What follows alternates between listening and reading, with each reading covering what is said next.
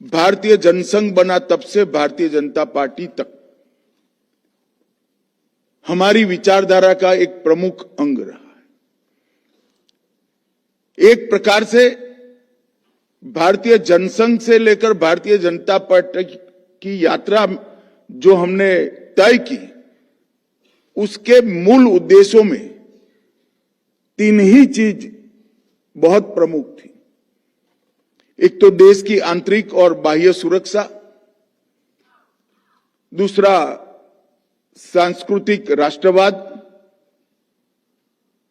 और तीसरा भारतीय संस्कृति के सभी अंगों का पुनरुत्थान करना। ये तीन चीजों को लेकर हमने हमारी राजकीय यात्रा शुरू की थी।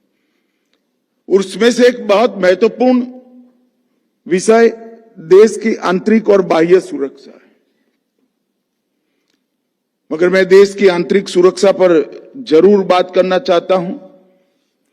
2014 में पहली बार हमारे प्रधानमंत्री नरेंद्र मोदी जी के नेतृत्व में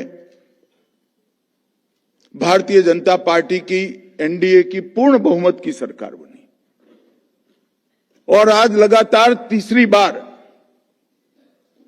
मोदी जी के ही नेतृत्व में एनडीए की पूर्ण बहुमत की सरकार बनी।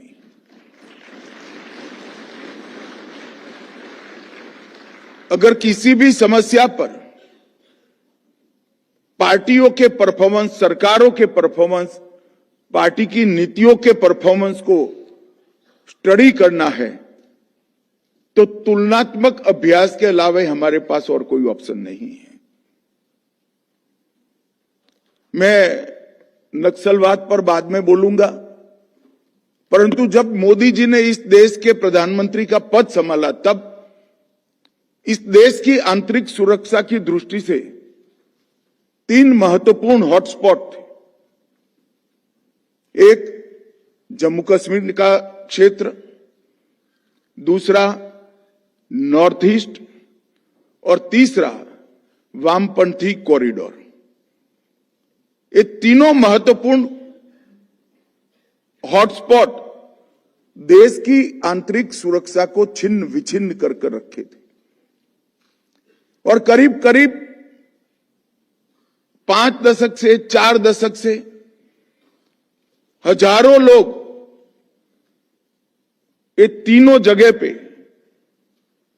पनपी फैली अशांति के कारण अपनी जान गंवाए थे। संपत्ति का पारावार नुकसान हुआ था।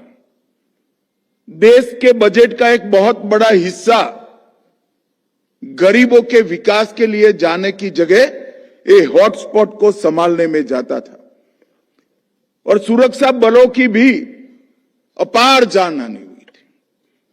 मोदी जी के प्रधानमंत्री बनते ही, भारतीय जनता पार्टी का शासन आते ही